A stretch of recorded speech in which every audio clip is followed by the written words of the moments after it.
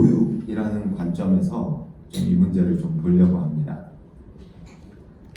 교육이라고 하면은 뭔가 이루어야 할 이상적인 상태를 전달하는 거죠. 그런 관점에서 이 문제를 좀 보려고 하는 겁니다. 자, 다 아시죠? 안중근 의사입니다. 우리 교과서에 안중근 의사는 나오죠. 네, 가르칩니다. 이 교육에서 가르치는 이유는 뭘까요? 그 이유는 애국이라는 가치관을 전달하기 위해서입니다. 그렇죠? 자, 그런데 이 안중근 의사의 삶은요, 애국이라는 차원에서 보면 굉장히 이상적입니다. 그렇죠? 왜죠? 자기 목숨을 희생했습니다. 그래서 우리 안중근 의사의 삶을 아이들에게 가르치는 이유는 이렇게 이상적인 애국의 삶을 실천한 사람을 하나의 상징적 표상으로 전달하는 거죠. 자, 그러면 우리가 여기서 한 가상의 인물을 한번 등장시켜 보도록 하겠습니다. 다시 말씀드리는데 가상의 인물입니다. 자, 이 사람이요, 아버지가 가상입니다. 함경남도 흥남목사무소에 농업계장을 했습니다. 그런데 이 사람이 학교에서 안중근 의사를 교육받을 때마다 굉장히 마음이 불편했어요. 왜냐하면 자기 아버지의 삶을 보면 농업계장이면 일제가 식량 수탈을 했다 뭐 이런 주장들이 있잖아요. 그 두 가지를 볼 때마다 자기의 아버지의 삶이 굉장히 부끄러운 겁니다. 그래서 어느 날 이 학생이 같은 처지에 있는 학생들을 모아서 이런 주장을 하기 시작합니다. 안중근을 가르치는 건 차별이야. 나 같은 사람들에게 수치심을 준다라고 주장합니다. 자, 제가 지난 10월에 교육과정 공청회에 가서 기술 가정 과목의 성취 기준을 보고 뜨악했습니다. 여기 보면요, 정상가족의 신화에서 벗어나 다양한 가족 유형에 대한 유연한 태도를 기르는 것이 학습 목표가 되어 있습니다. 일단은 정상가족 신화, 신화라는 말이 거짓말이고요. 그리고 이거는 교육이라는 관점에서 볼 때 바람직하지 못합니다, 절대로. 자, 이 두 가지 애가 뭐가 다른 거죠? 여러분들 잠깐 한번 생각해 보시기 바랍니다.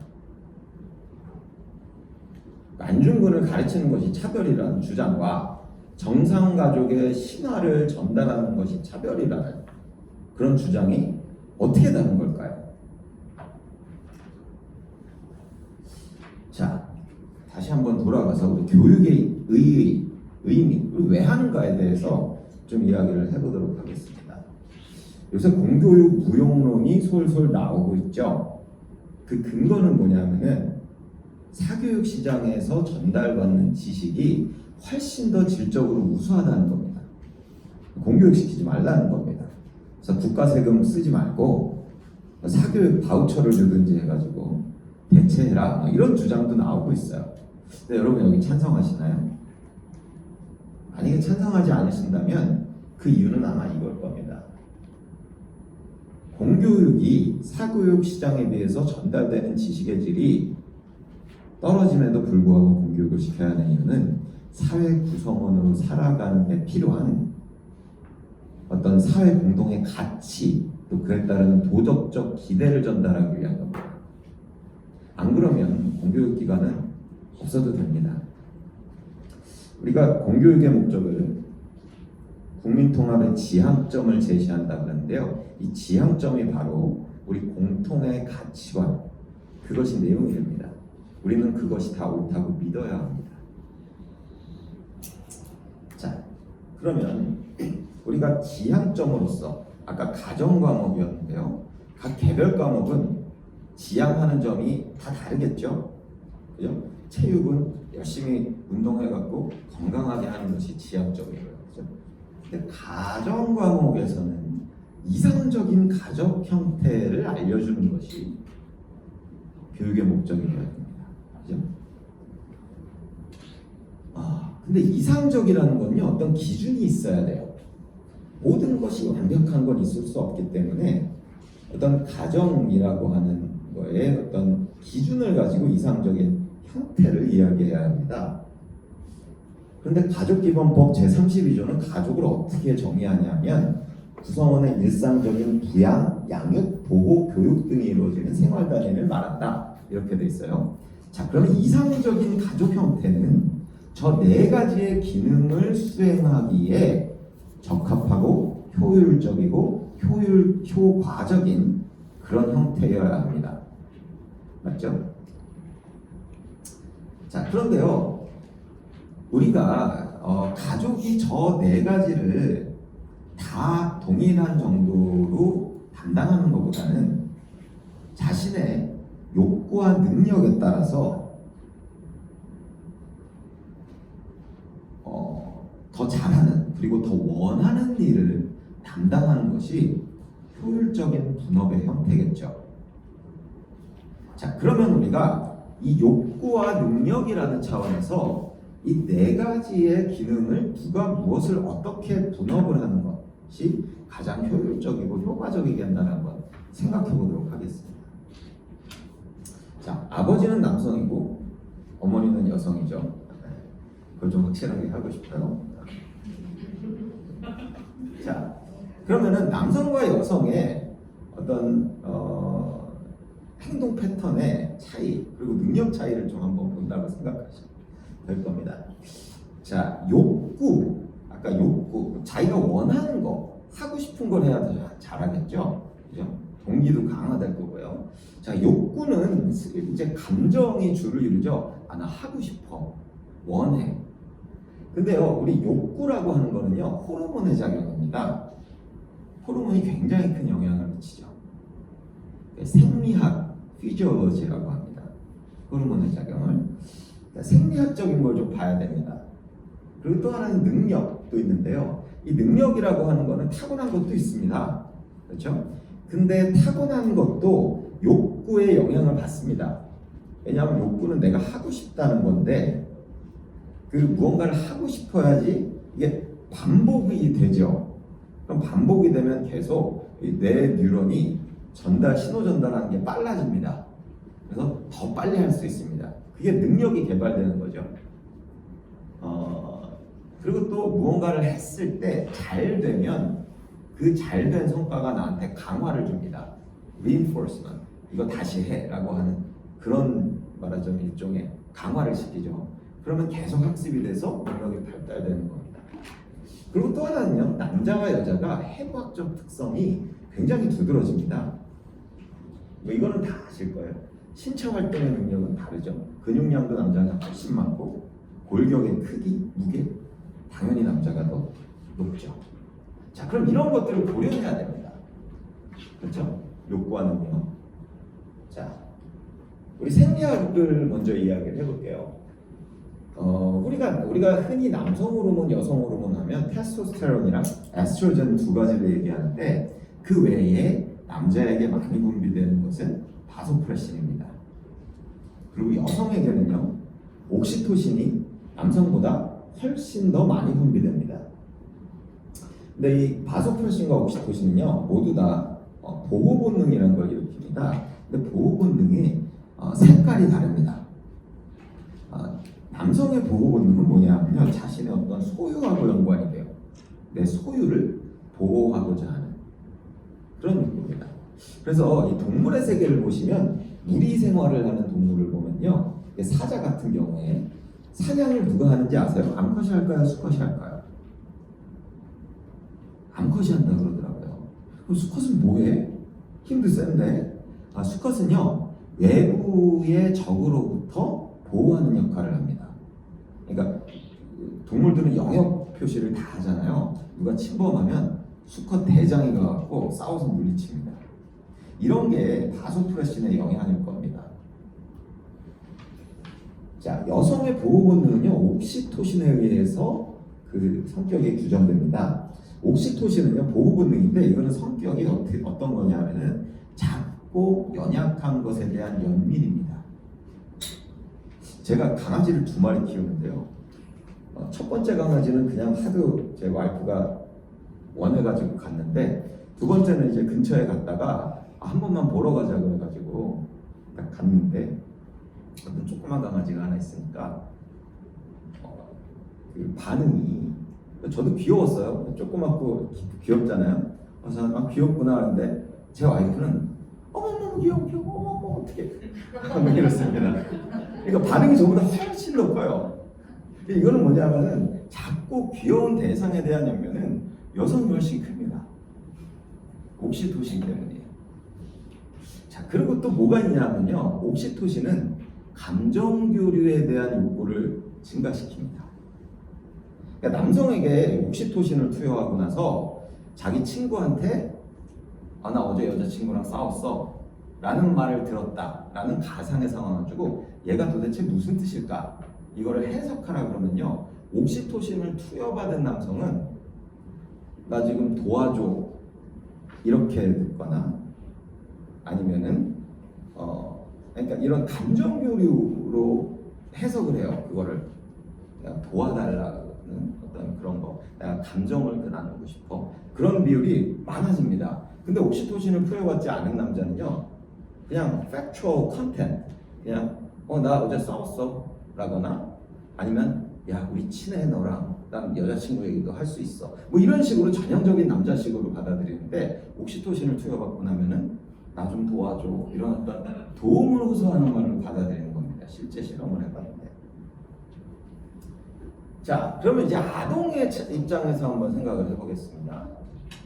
아동 시기를요 0세부터 6세 그리고 6세부터 12세로 나눠서 해보겠습니다. 자, 0세부터 6세까지 아이한테 가장 필요한 건요 애착입니다. attachment. 이거는 할로우라는 사람이 원숭이 실험에서 발견한 사실을 가지고 나중에 메리 에인스워스라는 학자가 실험을 했습니다. 이 실험은 뭐냐면요, 아이를 낯선 상황, the strange situation에다가 넣어놓는 겁니다. 이거는 뭐냐면은 낯선 방에다가 낯선 사람과 장난감을 동시에 두고 어머니와 같이 들어가게 하는 겁니다.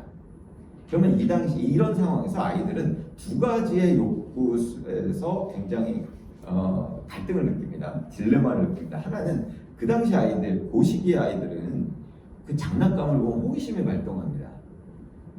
또 하나는 뭐냐면요, 낯선 상황을 굉장히 두려워합니다. 아이들이 한 2살 조금 이때 되면은 낯가림을 한다 그러죠. 그러니까 낯선 사람에 대한 두려움을 갖는 거예요. 자, 그러면 이 둘 사이에서 무엇을 선택하는가를 보는 겁니다. 이 실험을 하기 전에 한 6개월 동안 엄마와 아이의 관계를 관찰을 합니다. 연구자가. 그래서 엄마가 아이가 필요할 때, 울 때, 제때 뭐 젖도 주고 다 필요를 채워준 그룹이랑 그렇지 않은 그룹을 나눕니다. 그러니까 그런 그룹을 안정애착 그룹이라고 그러고요. 불안정애착은 그렇지 않은 어머니를 눈아입니다. 자, 이렇게 넣어놨더니 애착 관계가 있는 아이들은 그 낯선 상황에 개의치 않고 적극적으로 장난감을 가지고 있습니다. 근데 불안정애착 아이는요, 장난감에 전혀 관심이 없고 엄마 앞에서 떨어지질 않으려고 합니다. 불안감 때문입니다. 엄마와의 관계가 아이에게 어떤 안정감을 줍니다. 그러니까 엄마가 안정기지가 되는 겁니다. 자, 심지어는 0세부터 2세는요, 그 중에서도 critical period라고 합니다. 이때 엄마의 보호를 받지 못하고 방치된 아이들은요, 뇌 발달, 뇌 용적이 작아집니다. 이걸 처음에 어디서 발견했냐면요, 루마니아의 차우세스쿠가 아이들, 그러니까 산화 제한을 못하게 했죠. 피임 도구를 못 쓰게 했어요. 그래서 아이들이 엄청 늘어났습니다. 그래서 그 아이들을 케어할 능력이 안 되는 부모들이 많아서 대규모 타가시설, 고아원을 만들었죠. 근데 거기는 너무나 아이들이 많아서 그냥 밥만 준 겁니다. 나중에 그 고아원에 가서 봤더니 아이들이 뇌 크기가 작습니다. 신체 크기는 말할 것 없고요. 자, 그런데 문제는 뭐냐면요. 0세에서 2세 사이는 아이들이 말을 하나요? 못하죠. 자, 그럼 이때는요. 비언어적 의사소통에 의존해야 된다는 게 하나의 함정입니다. 자, 우리 영상 한번 볼게요. 아빠와 정연이가 휴대폰 영상을 보며 놀고 있는데 엄마가 한마디 하나. 자기가 듣고 싶은가 봐. 휴대전화를 받았던 정연이 신났다. 그리고 엄마가 알고 있어요. 그거 보고 엄마가 자기가 듣고 싶은 거 아니야. 그게 민감성이에요. 어린애한테 부모는 믿을만 해서 내가 뭘 어떻게 해도 그걸 알아채서 해주는 믿을만 해서 어렸을 때 내가 뭘 하면 누군가가 나타나는데 그 부모가 뭘 탁탁탁 해줘서 날 편안하게 해주고 그러면 믿을 저상이잖아요. 그러니까 쫓아가요. 항상 쫓아다니는 걸 해봐야겠고 그리고 그게 조금 더 잘하는 세상에 대한 부분입니다. 자, 이 영상에서 아이가 말을 못하니까 이러잖아요. 그럼 그거를 아빠는 알아차리나요? 못 알아차려요. 엄마가 보고서 아 이거 휴대폰 들고 싶대라고 이야기해요. 근데 이런 게 굉장히 많습니다. 여러분들도 IT 학원 이런 거 많이 느끼셨을 거예요. 왜 그럴까요? 자, 이게 바로요 남성과 여성의 아주 전형적인 차이입니다. 실험을 해봤는데요. 공공장소에서 사람들이 많잖아요. 거기서 대화를 하게 하고 남자와 여자에게 뇌 스캔을 찍는 게 fMRI라고 하죠. 뇌 혈류 움직임 보는 거. 그거 이렇게 봐가지고 스캔을 해봤더니요. 아빠는요. 아니 남자는 대화 내용에만 반응합니다. 뇌가요. 근데 여자는요. 주변 소음에도 반응을 합니다. 자, 이거는 뭘 이야기할까요? 우리 남자가 왜 눈치가 없는지를 알 수 있어요. 남자는요, 논리가 중요하고요, 하나에 집중합니다. 대화에만 집중하기 때문에 이 사람이 듣는 사람의 표정 같은 거는 신경 안 씁니다. 그리고 분위기 같은 것도 신경 안 써요. 집중합니다. 이런 게요, 굉장히 많이 나타납니다. 이게 서번 신드롬이라고 있거든요. 그러니까 자폐 스펙트럼 장애가 있는 아이들 있잖아요. 그 중에 극히 일부는 굉장히 한 분야에 뛰어납니다. 특히 수학 분야에. 그걸 사반 신드롬이라고 하는데 80%가 남자입니다. 사반 신드롬은요. 압도적입니다. 왜냐하면 남자는요 하나에 집중하는 경향이 그렇게 만들어졌어요. 근데 엄마는 그렇지 않아요. 그래서 예민한 겁니다. 자, 2세 이전의 비언어적 소통에 의존하는 아이들은요 엄마가 절대적으로 필요합니다. 울면은 아이가 배가 고픈 건지 기저귀를 갈아달라는 건지 아빠는 잘 몰라요. 근데 엄마는 귀신같이 알아차립니다. 눈치가 빨라요.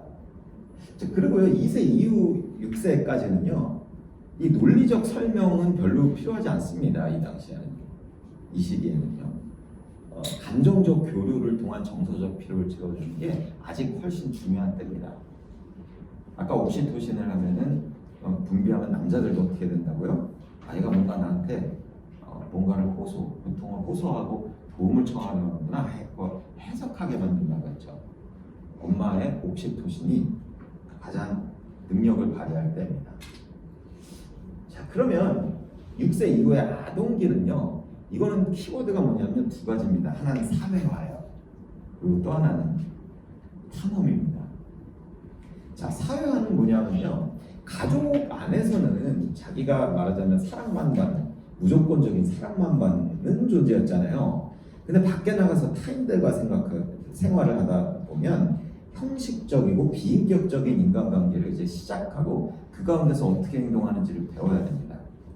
근데 여기서 제일 중요한 건 뭐냐면 규율입니다. 규율은 내가 내 자유와 내 자신의 욕구를 통제하는 법을 배워야 돼요. 그런데 아이들이 이거를 배울 때 가장 중요한 거는 아버지의 권위입니다. 권위.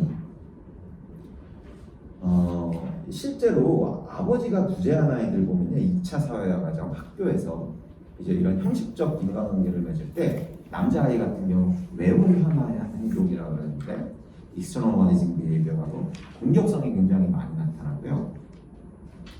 여자아이 같은 경우는 내연화 행동, 그러니까 불안, 우울 이런 것들이 많이 나타납니다.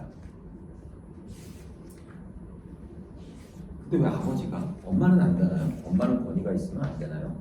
자, 권위에서 제일 중요한 거는 뭐냐면요, 일관성입니다.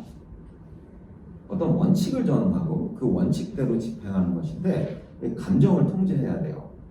근데 뭐 이건 통계적인 거니까 여자는 감정의 기복이 심하다 이렇게 생각하시면 안 되고 평균적으로 남자가 더 감정의 기복이 덜합니다.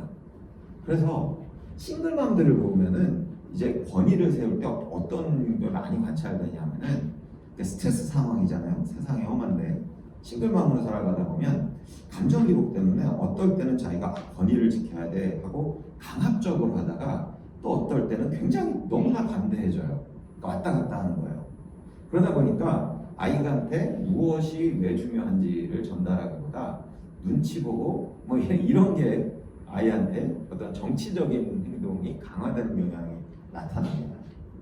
자, 그 다음은 탐험인데요. 이건 이제 여기서 외부 세계에 대한 호기심과 불안, 이 두 가지 아까 그 딜레마 관계에서 어떤 것을 선택하느냐의 문제인데, 이건 아까 얘기했듯이 0세부터 6세 사이에 얼마나 애착이 형성됐는지에 따라서 아이의 심리적인 불안 상태 정도가 결정됩니다. 그게 이제 기반이 되는 거예요. 그리고 6세 이후에 그때부터는 탐험을 하게 되는데, 애착 관계가 잘 형성된 아이는 더 호기심이 더 강화가 되겠죠. 불안이 적으니까. 자, 그리고 아버지는요, 아이의 호기심을 자극하는 역할을 합니다. 아까 남자가 해부학적 구조로 신체 활동을 좋아한다고 했죠. 그래서 뭐 이런 얘기 많이 들어보셨을 거예요. 아빠가 해줘야 되는 건 아이와 격렬하게 놀아주는 거다. 그러니까 남자아이들, 특히 남자아이들한테 이런 게 많이 나타나는데, 남자아이들은 그 어렸을 때부터 놀이를 하면은 스포츠를 한다. 그러면은 격렬하게 서로 경쟁하는 예측 불가능성이 높은 걸 좋아합니다. 예를 들면 축구 아니면 씨름 이런 거는 상대가 어떻게 하는가에 따라서 나의 반응이 달라져야 하잖아요. 그러니까 이런 걸 좋아합니다. 남자애들은. 근데 여자들은 골프 같은 거 혼자 하는 거 차라리 이런 걸 더 좋아해요. 그러니까 서로 막 경쟁하고 이런 걸 별로 좋아하지 않습니다. 근데 아버지는요, 이런 예측 불가능성에 적응하는 능력을 키워줍니다. 아버지하고 격렬한 신체 활동을 하면요, 그 여기에 재미를 느끼게 돼요. 이 과정을 통해서 위험을 감수하고자 하는 욕구가 생깁니다. 모험심이 생기고 난관을 극복하는 강인한 perseverance가 생기죠. 독립성이 생기고요. 자, 이렇게 남자와 여자는요, 굉장히 한 가정에서 아이가 성장하는데 독특한, 고유한, 대체할 수 없는 역할을 맡게 됩니다. 그리고 말씀드렸듯이 이거는 남자와 여자의 해부학적, 생리학적 고유한 특성을 볼 때 엄마 역할은 엄마가 맡는 게 맞고 아빠 역할은 아빠가 맡는 게 맞습니다. 자, 이거는요, 페미니스트들이 주장하는 것처럼 야, 사회적 규범으로 억압을 해가지고 문화를 그렇게 만든 거야. 그렇게 하기에는 뭐 그런 영향도 없다고는 얘기 못 하겠어요. 근데 규범이라는 것 자체가 사람들이 오랜 시간 관찰을 통해서 지혜를 얻고 만들어진 거잖아요. 자연 발생적으로. 그죠? 그리고 또 그 기전이 아까 얘기했듯이 호르몬, 해부학적 특성으로 의학적으로 설명이 돼요.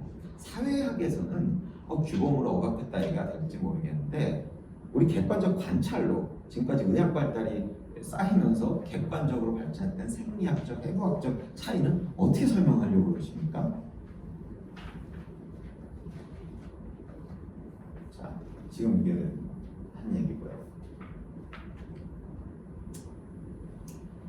자, 결론입니다. 이런 얘기를 좀 할게요. 이상과 현실의 괴리는 있습니다. 불가피합니다. 그죠? 우리 뭐 이상적인 가족이 엄마 아빠가 둘이 아이들을 키우는 거지만 정상이라고 보는 가족 내에서도 이게 어려운 경우가 많아요. 예를 들면 주말 보고 5일 동안 아버지가 없어요. 그죠? 주말에만 있어요. 이상적이지는 않습니다. 그렇지만 현실적인 문제 때문에 어쩔 수 없는 선택을 하는 거죠. 그죠? 그리고 또 요새는 맞벌이를 하기 때문에 아이가 할머니한테 맡겨지는 경우가 많습니다. 그것도 이상적이진 않습니다. 그죠?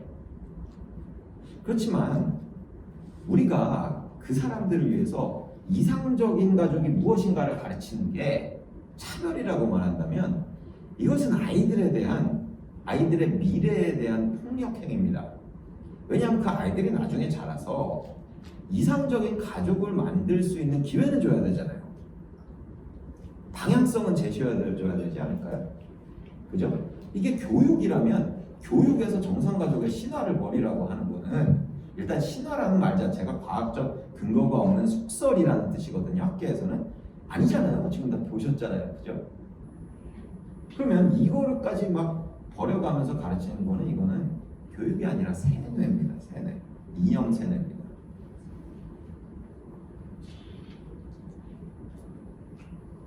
자, 일부 친일파 자녀들의 심리적 불편감 때문에 사회 전체 대부분 아이들이 애국을 실천한 이상적을 가르치는 것을 금지하는 것은 상징성, 이상적인 상태를 도달하고자 하는 그 상징적인 이상을 보여주는 것이 교육의 목표인 한 저런 성취 기준은요 매우 잔인하고 야만적인 겁니다. 그리고 여기 아까 마지막으로 이 얘기 한마디 더 하고 마칠게요. 얼마 전에 이제 2022년 작년이죠. 블론드라는 영화가 개봉했는데 혹시 보신 분 있나요? 이 영화는요 마릴린 먼로의 삶을 그린 영화입니다. 마릴린 먼로 아시죠? 다들 아주 핫한 스타였어요. 우리 지금 우리 부모님 세대인 것 같아요. 근데 마릴린 먼로가요 출생의 비밀이 죽은 후에야 밝혀졌습니다. 엄마가 첫 번째 남편하고 별거 중에 다른 남자하고 관계 중에 태어난 게 마릴린 먼로예요. 그래서 마릴린 먼로는요 모든 걸 가졌습니다. 그죠? 세상 돈도 다 가지고요. 인기도 다 가지고요. 근데 마릴린 먼로는 항상 아버지를 그리워했어요. 아버지가 누군지 몰라요. 그래서 가능성 있는 사람한테 가가지고 그 사람 이름이 뭔지 기억은 제가 지금 안 나는데 가가지고 저 아버지 아니에요 이랬는데 아주 매몰차게 거절했습니다. 근데 마릴린 먼로가 그렇게 아주 돈과 명예를 다 가진 삶을 살았는데요 36살에 요절했죠. 왜 죽었는지 아세요? 약물 과다 복용. 그렇게 모든 것을 다 가졌어도 아버지가 없는 그 심리적 어려움을 극복하지 못했습니다.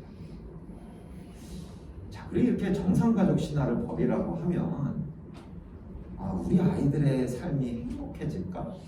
심히 우렵습니다. 이런 우려가 저뿐만은 아닐 거라고 생각합니다. 이런 의미 있는 발표 기회를 주셔서 감사하고 제 발표가 여러분들이 이 문제에 대해서 좀 확고한 시각을 갖는 데 도움이 되셨으면 좋겠습니다. 감사합니다.